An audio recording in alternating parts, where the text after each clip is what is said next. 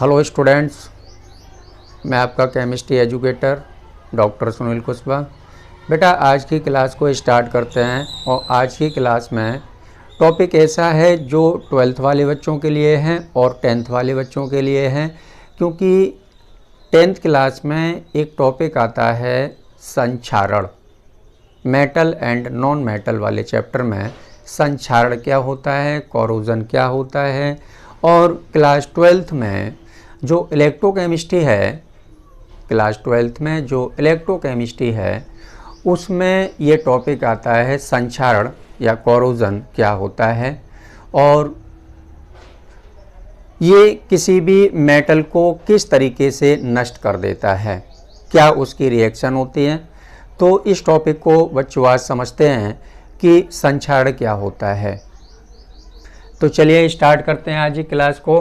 Heading लगा लेंगे आप, संक्षारण। काफ़ी इम्पोर्टेंट टॉपिक है बेटा ये संक्षारण, जिसको कहते हैं बेटा कोरोजन। कोरोजन ये हेडिंग लगा लेंगे आप। तो सभी जानते हैं कि आपने आयरन को देखा होगा, सभी बच्चों ने देखा है आयरन को। पीतल को आप जानते ही हैं, पीतल सभी बच्चों ने देखा होगा।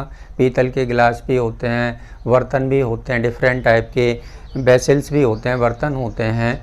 उनमें क्या देखा है आपने कि पीतल का जो बर्तन होता है उसमें पानी को भर के रख दिया जाता है। तो वह जब सुबह उस बर्तन को खाली किया जाता है, शाम को पानी भर के रख दो, तो जब उस बर्तन को सुबह खाली किया जाता है तो उसमें हरे रंग की लेयर बन जाती है, हरे रंग की कोटिंग हो जाती है, लेयर बन जाती है। और आपने देखा होगा जैसे आयरन होता है, जैसे कहीं उसको वाई मिल रही है या उसको कुछ नमी भी मिल रही है आयरन को या लोहे को, तो क्या होता है कि उसके ऊपरी सतह पर बादामी कलर की एक पपड़ी बन जाती है, बादामी कलर की एक पपड़ी यानी लेयर बन जाती है, बादामी रंग की लेयर बन जाती है। उसको हम कहते हैं बेटा कोरोजन, संक्षारण कहते हैं। तो हम डिफाइन कैसे कर सकते हैं इस चीज़ को, वायु या रासायनिक पदार्थों द्वारा धातुओं का धीरे धीरे नष्ट होना। मैंने क्या बोला? मैंने बोला कि वायु या रासायनिक पदार्थों द्वारा धातुओं का धीरे धीरे नष्ट होना कोरोजन कहलाता है, संक्षारण कहलाता है। बोलो क्लियर हो गया? अब संक्षारण के लिए बेटा दो कंडीशन है। कौन कौन सी दो कंडीशन है? एयर का होना कंपलसरी है, यानी वायु कंपलसरी है, एयर का होना कंपलसरी है, ये कंडीशन होना चाहिए। मॉइस्चर होना चाहिए, यानी नमी होना चाहिए, मॉइस्चर होना चाहिए, यानी नमी भी होनी चाहिए। दो चीज़ें बहुत ज़रूरी हैं। जब तक उसको एयर नहीं मिलेगा, आयरन को जब तक एयर नहीं मिलेगा और नमी नहीं मिलेगी, यानी वायु और नमी नहीं मिलेगी, तो आयरन का कोरोजन नहीं हो सकता है। तो वायु या नमी से बचाने के लिए ही हम क्या करते हैं कि हमारे मकान में जो गेट लगे होते हैं, वेंटिलेटर्स लगे होते हैं, उन पर हम पेंट कर देते हैं, पेंट कर देते हैं। तो पेंट करने से क्या होता है कि पानी का इफेक्ट नहीं होता है उस पर, और क्या है कि एयर का इफेक्ट नहीं होता है। आयरन की लेयर तक एयर और जो नमी होती है वो नहीं पहुंच पाती है, इस रीजन से उस आयरन का कोरोजन रुक जाता है। तो ये कुछ रोकथाम के उपाय भी बताएंगे। तो चलिए मेरे साथ बने रहें आप। कुछ डिफाइन हम यहाँ पर आपको बता रहे हैं कि कोरोजन क्या है, और लिखते जाएं आप इस चीज़ को जो मैं बोल रहा हूँ। मैं नोट भी करूँगा बेटा बोर्ड पे। तो मैंने बताया आपको कोरोजन के लिए दो कंडीशन बहुत ज़रूरी है, एक एयर और एक बेटा नमी, यानी वायु और नमी होना बहुत ज़रूरी है। अगर ये नहीं मिलेगा आयरन को या किसी भी मेटल को तो उसका कोरोजन नहीं होगा। जब धातुओं का संपर्क वायु या नमी से होता है तो उसकी सतह पर अवांछनीय पदार्थ, अवांछनीय पदार्थ क्या होता है? कार्बोनेट होता है, सल्फेट होता है, ऑक्साइड्स होते हैं, सल्फाइड होता है, ये बन जाते हैं, ये बन जाते हैं ये इसके बनने को हम कहते हैं बेटा संक्षारण या कोरोजन। तो चलिए सबसे पहले संक्षारण के डिफाइन को हम नोट करते हैं, डिफाइन को नोट करते हैं। तो वायु या रासायनिक पदार्थों द्वारा, मेरे साथ डिफाइन नोट करते जाएंगे आप। वायु या, हिंदी में क्लास है बेटा, ओनली यूपी बोर्ड वाले स्टूडेंट के लिए है, ध्यान रखना। सीबीएसई बोर्ड वाले बच्चों के लिए ये क्लास नहीं है, क्योंकि यहाँ पर मैं प्योर हिंदी में बताने जा रहा हूँ, हिंदी में ही डिफाइन बता रहा हूँ, हिंदी में ही आपको मैं एग्जाम्पल भी दूंगा। वायु या रासायनिक पदार्थों द्वारा, वायु या रासायनिक पदार्थों द्वारा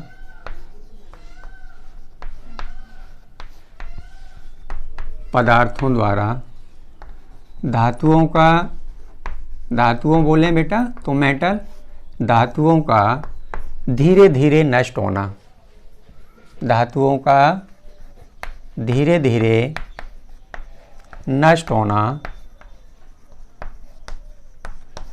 संक्षारण कहलाता है। बहुत छोटे डिफाइन मैंने यहाँ पर नोट किए हैं, संक्षारण कहलाता है। 10th क्लास के बच्चे भी इसको याद कर सकते हैं, समझ सकते हैं इसको, और परमानेंट अपने माइंड में रख सकते हैं। तो मैंने यहाँ पर क्या लिखा, वायु या रासायनिक पदार्थों द्वारा धातुओं का धीरे धीरे खराब हो जाना, नष्ट हो जाना, वेस्ट हो जाना, उसको हम कहते हैं संक्षारण। अब संक्षारण के लिए कंडीशन क्या है, हमने कंडीशन बताई थी। संक्षारण बेटा तभी होता है जब नमी और उसको वायु मिलती है, वायु और नमी की प्रेजेंस में ही संक्षारण होता है। वायु और नमी को रोकने के लिए, यानी वायु और नमी के संपर्क में ना आ पाए कोई भी मेटल, इसके लिए हमें क्या करना पड़ता है, उसकी रोकथाम करनी पड़ती है। रोकथाम में हम क्या करते हैं, पेंट कर देते हैं, ग्रीस लगा देते हैं, ऑयल लगा देते हैं, ताकि वो क्या हो, उसके पास नमी और वायु ना पहुंच पाए। तो चलिए, जब धातुओं का संपर्क, अब देखो आगे, जब धातुओं का संपर्क वायु या नमी से होता है तो मेटल की ऊपरी लेयर पर क्या बन जाता है, कार्बोनेट बन जाते हैं। जैसे मेरे पास क्या है, ये आयरन रॉड है मेरे पास, ये मेरे पास आयरन रॉड है, ये किसके संपर्क में है बेटा, एयर के संपर्क में है, और किसके संपर्क में है, मतलब नमी के संपर्क में भी है, वायु और नमी के संपर्क में है। तो यहाँ पर क्या होने वाला है, देखो यहाँ पर यह होने वाला है कि इसकी ऊपरी लेयर पर इस तरीके की क्या हो जाती है, बादामी कलर की पपड़ी बन जाती है। इसको हम कहते हैं बेटा, आयरन की बात कर रहा हूं मैं, बादामी रंग की परत बन जाती है, पपड़ी बन जाती है, परत बन जाती है। कब बनेगी, जब इस आयरन रॉड को, इसको हम कह रहे हैं बेटा आयरन रॉड, बनेगी कब, बनेगी तब जे आयरन रॉड वायु और नमी के संपर्क में होगी। तो क्या होगा कि ये यहाँ पर जो लेयर बन जाती है बेटा, ये धीरे धीरे यहाँ से हटने लगती है, उपटने लगती है, यहाँ से छूटने लगती है। तो क्या होता है, जो आयरन रॉड होती है वो हमारी कमज़ोर हो जाती है। इसे ही रोकने के लिए इस पर हमें क्या करना होता है, इस आयरन रॉड पर हमें पेंट करना होता है, ग्रीस लगाना होता है और ऑयल लगाना होता है। तो इसको हम कहते हैं संक्षारण। तो हमने लिखा था वायु और रासायनिक पदार्थों द्वारा धातुओं का धीरे धीरे नष्ट होना संक्षारण कहलाता है।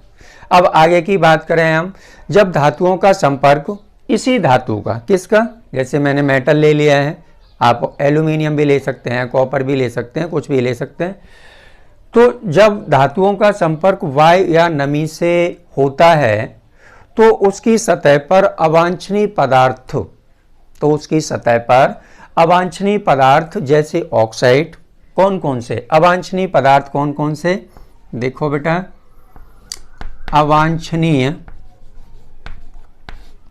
पदार्थ आयरन रॉड, किसी भी मेटल पर, मेटल रॉड पर अवांछनीय पदार्थ कौन कौन से होते हैं, अवांछनीय पदार्थ एग्जाम्पल में हम समझते हैं बेटा, ऑक्साइड हो सकता है, ऑक्साइड बन सकता है, कार्बोनेट बेटा बन सकता है, कार्बोनेट की लेयर बन सकती है, सल्फेट की लेयर बन सकती है, सल्फाइड की लेयर बन सकती है, सल्फाइड की लेयर बन सकती है। ये इनको कहते हैं अवांछनीय पदार्थ। अवांछनीय पदार्थ यानी उसकी सतह पर अवांछनीय पदार्थ जैसे ऑक्साइड, कार्बोनेट, सल्फेट और सल्फाइड आदि बन जाते हैं। इसको हम संक्षारण कहते हैं। जैसे आपने देखा होगा, एग्जाम्पल की बात करें हम संक्षारण की, तो संक्षारण के एग्जाम्पल क्या हैं? लोहे पर जंग लगना। लोहे पर जंग लगना एक कोरोजन या संक्षारण का उदाहरण है। चांदी का काला पड़ना, आपने देखा होगा अपने घर में माताएं बहनें जो तोड़ियाँ या चांदी की जो रिंग होती है उसको पहनते हैं, पैरों में जो पायल पहनते हैं, वो पानी के संपर्क में और एयर के संपर्क में ज़्यादा रहती हैं माताओं बहनों की। तो क्या होता है कि जो पायल होती है उस पर ब्लैक कलर की कोटिंग बन जाती है। उसकी जो क्या होता है, उसकी ऊपरी लेयर जो चांदी होती है, उसकी ऊपरी लेयर होती है वो ब्लैक हो जाती है, काली पड़ जाती है। कॉपर व पीतल की सतह पर जो कॉपर होता है, पीतल होती है, पीतल के बर्तन भी होते हैं, सबके घरों में मिलेंगे पीतल के बर्तन। तो पीतल पर, पीतल की ऊपरी सतह पर क्या होता है, वायु और नमी का ऐसा अटैक होता है कि उसके ऊपरी सतह पर हरे रंग की परत बन जाती है। तो मैंने 3 एग्जाम्पल बताए आपको संक्षारण के। कौन कौन से बेटा? फर्स्ट एग्जाम्पल बताया लोहे पर जंग लगना, लोहे पर जंग लगना, चांदी का बेटा काला पड़ जाना, और तीसरा एग्जाम्पल मैंने बताया था कॉपर व पीतल पर हरे रंग की परत बन जाना। ये सभी कोरोजन या संक्षारण के उदाहरण हैं। बोलिए, याद हो गई डिफाइन? छोटी सी डिफाइन लिखी है और अवांछनीय पदार्थ आप याद रखें, ऑक्साइड, कार्बोनेट, सल्फेट और सल्फाइड। इस तरीके के अवांछनीय पदार्थ जिनकी हमें ज़रूरत नहीं होती है ये बन जाते हैं। अब हम बात करते हैं लोहे पर जंग लगने की क्रियाविधि। लोहे पर जंग कैसे लगती है? तो लोहे पर जंग लगने की क्रियाविधि बेटा, लोहे पर जंग लगने की क्रियाविधि को विद्युत रासायनिक सिद्धांत द्वारा समझाया जाता है। तो देखिए हेडिंग लगा लें आप, लोहे पर जंग लगने की क्रियाविधि। जब लोहे का संपर्क वायु या नमी से होता है, ध्यान से मेरी बात को सुनेंगे, कंसंट्रेट होकर सुनेंगे। यूपी बोर्ड वाले स्टूडेंट के लिए बहुत ही शॉर्ट ट्रिक में मैं आपको ये समझा रहा हूँ, बहुत ही शॉर्ट लैंग्वेज आपको दे रहा हूँ मैं, और मैं चाहता हूँ कि आपके अच्छे से ये समझ में आ जाए और जो डिफ़ाइन है, छोटे छोटे डिफ़ाइन है, वो भी आपके माइंड में अच्छे से बैठ जाएं। तो चलिए, जब लोहे का संपर्क वायु या नमी से होता है तो उसकी सतह पर, मैंने क्या बोला, जब लोहे का संपर्क वायु या नमी से होता है तो उसकी सतह पर विद्युत रासायनिक सेल बन जाता है। मैंने क्या बोला? मैंने ये बोला कि जब लोहे का संपर्क वायु या नमी से होता है तो उसकी सतह पर विद्युत रासायनिक सेल का, इलेक्ट्रोकेमिकल सेल का निर्माण होता है। इलेक्ट्रोकेमिकल सेल का निर्माण होता है और इस इलेक्ट्रोकेमिकल सेल में, इस विद्युत रासायनिक सेल में अशुद्ध लोहा जो होता है बेटा, वो एनोड की तरह काम करता है। और एनोड को मैं आपको कई बार समझा चुका हूँ कि ऐसा इलेक्ट्रोड जिस पर ऑक्सीडेशन होता है उसको हम कहते हैं एनोड, जिस पर रिडक्शन होता है उसको बेटा कहते हैं कैथोड। तो बातें क्लियर हो रही हैं? तो हमने क्या बोला? हमने बोला विद्युत रासायनिक सेल का निर्माण होता है। इस सेल में अशुद्ध लोहा होता है। इस सेल में, विद्युत रासायनिक सेल में जो अशुद्ध लोहा होता है वो एनोड की तरह काम करता है और शुद्ध लोहा होता है वो कैथोड की तरह काम करता है। और जो वाटर होता है, पानी होता है, वो विद्युत अपघट्ट की तरह काम करता है, विद्युत अपघट्ट की तरह काम करता है। तो चलिए इस बात को आप नोट कर लें, फिर एक रिएक्शन में आपको समझा रहा हूँ। लोहे पर जंग लगने की क्रियाविधि को हम विद्युत रासायनिक सिद्धांत से समझाते हैं। जब लोहे का संपर्क वायु या नमी से होता है, नोट करते जाएंगे आप, जब लोहे का संपर्क वाय या नमी से होता है, स्पीड में लिखते जाएं, नमी से होता है, तो उसकी सतह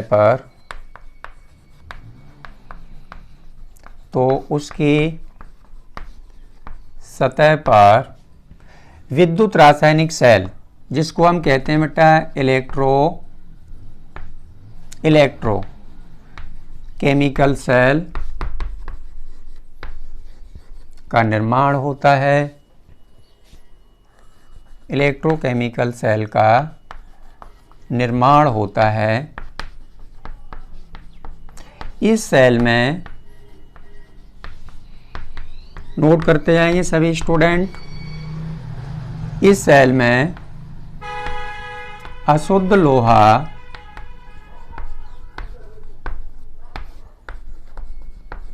लोहा एनोड की तरह काम करता है, एनोड का कार्य करता है,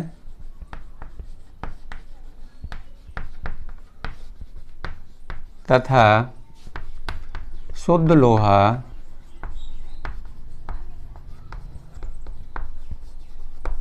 कैथोड का कार्य करता है। शुद्ध लोहा बेटा कैथोड का कार्य करता है, और जल होता है, वाटर होता है, वो विद्युत अपघट्ट की तरह कार्य करता है, इलेक्ट्रोलाइट का कार्य करता है। इलेक्ट्रोलाइट विद्युत अपघट्ट का कार्य करता है।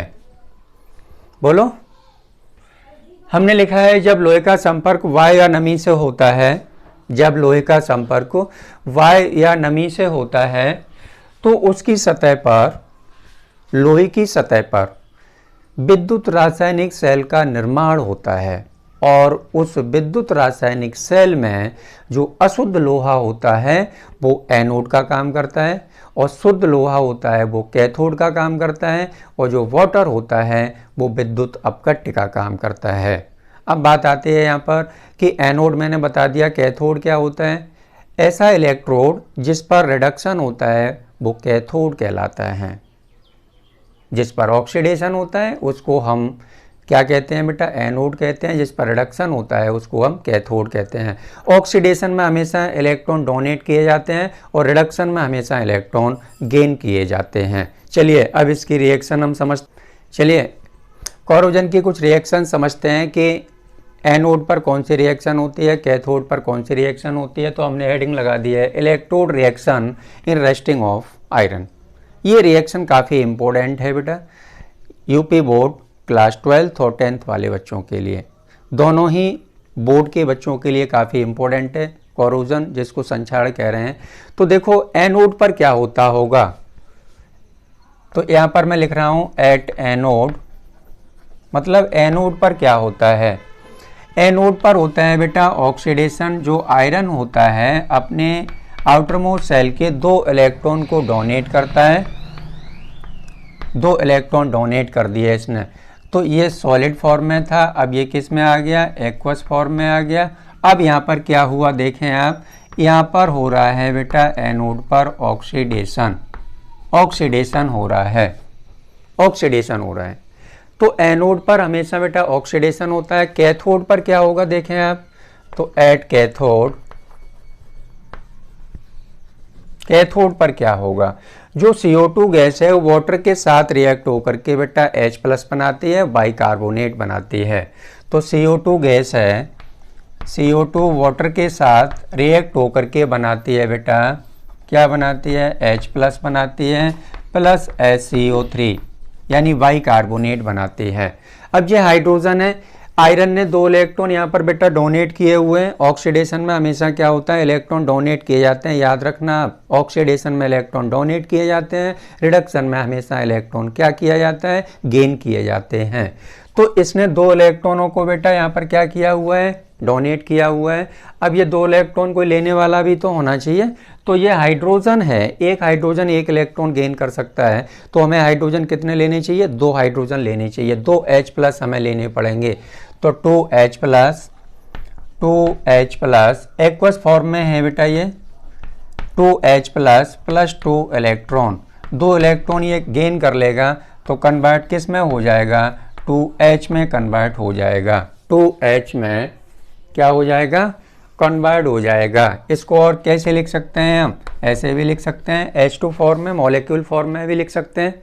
तो यहाँ पर क्या हुआ बेटा, इस जगह पे हुआ है रिडक्शन, यहाँ पर हुआ है रिडक्शन। क्यों हुआ है रिडक्शन, क्योंकि यहाँ पर इलेक्ट्रॉन गेन किए गए हैं, इस रिएक्शन में इलेक्ट्रॉन गेन किए गए हैं, इसलिए यहाँ हुआ है रिडक्शन। ऊपर वाली रिएक्शन में ऑक्सीडेशन हुआ था क्योंकि वहाँ पर इलेक्ट्रॉनों को डोनेट किया गया था। अब देखो यहाँ पर क्या होने वाला है आगे, जो ये हाइड्रोजन है ये ऑक्सीजन के साथ रिएक्ट होकर के क्या बना लेगा, ऑक्सीजन के साथ मिल करके वाटर बना लेगा।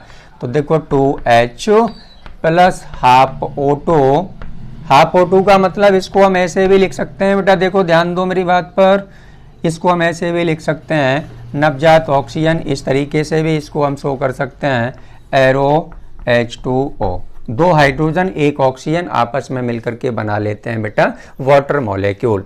अब नेट रिएक्शन हम देखते हैं, नीचे दिख रहा है ना, नेट रिएक्शन को और देखते हैं। नेट रिएक्शन क्या होगी बेटा, नेट रिएक्शन, नेट रिएक्शन और लिख लो आप 2H प्लस, इसको रेज कर देते हैं बेटा, नीचे बन नहीं पाएगी है ना। चलिए अब एट कैथोड वाली बेटा, जो कैथोड पर हो रहा था उसकी हमें नेट रिएक्शन शो करनी थी, तो नीचे स्पेस नहीं था इसलिए मैंने उसको रेज कर दिया। तो नेट रिएक्शन लिख लें आप, नेट रिएक्शन 2 स्टेप में हो गई थी वो रिएक्शन। तो 2H plus plus half O2 plus half O2 plus क्या किया था इसने, 2 इलेक्ट्रॉन गेन किए हुए थे, तो ये किस में कन्वर्ट हो गया था बेटा, H2O में कन्वर्ट हो गया था।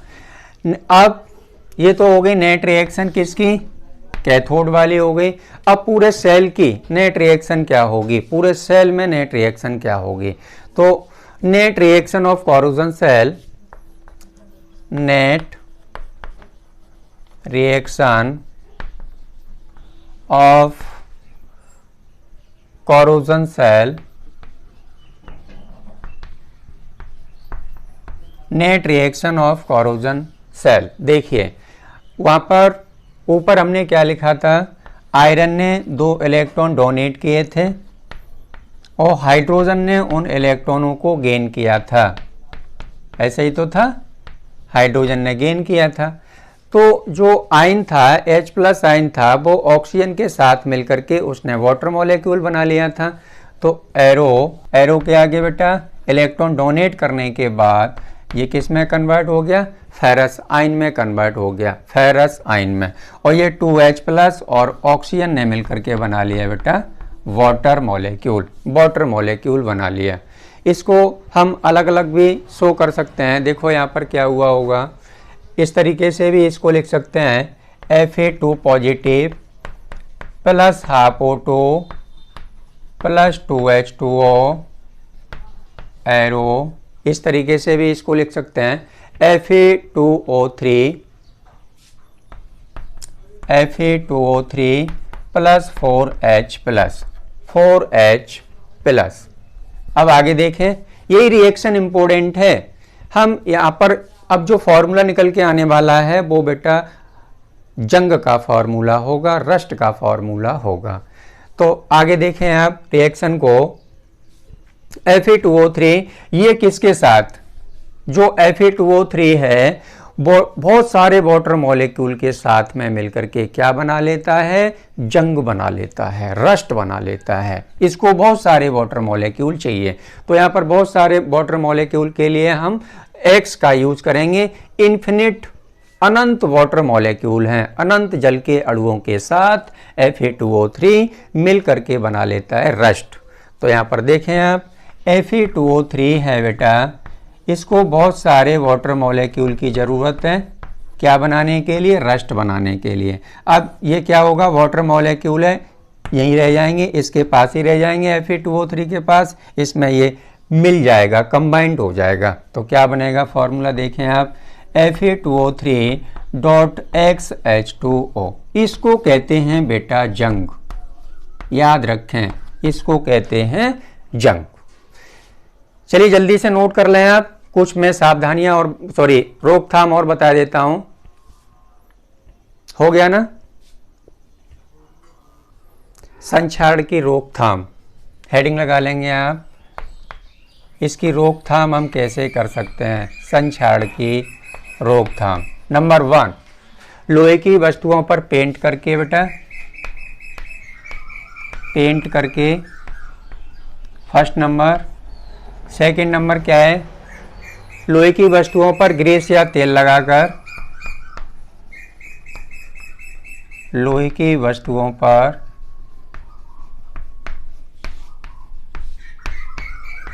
ग्रीस या तेल लगाकर,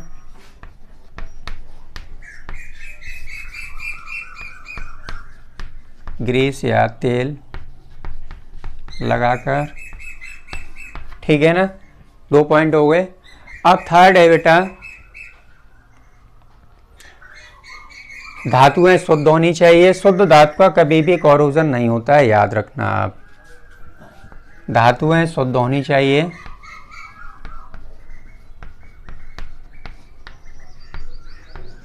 जो मेटल होते हैं प्योर होनी चाहिए, धातुएं शुद्ध होनी चाहिए, शुद्ध होनी चाहिए। और फोर्थ नंबर है बेटा, लोहे की सतह पर धातु की सतह चिकनी होनी चाहिए। फोर्थ नंबर, जो मेटल होता है स्मूथ सरफेस होना चाहिए, धातु की सतह चिकनी होनी चाहिए, स्मूथ होनी चाहिए, चिकनी होनी चाहिए। चलिए, कोरोजन कंप्लीट हो चुका है आपका क्लास 10th और 12th वाले बच्चों के लिए। तो बेटा आज की क्लास को हम यहीं समाप्त करते हैं इसी कोरोजन के साथ में। क्लास लेने के लिए थैंक यू। यूपी बोर्ड वाले जितने भी स्टूडेंट हैं उनसे मेरा कहना है कि बेटा चैनल को सब्सक्राइब कर लें और बेल आइकन दबाना ना भूलें, ताकि इसी प्रकार के वीडियोस आप तक पहुंचते रहें। क्लास लेने के लिए थैंक यू।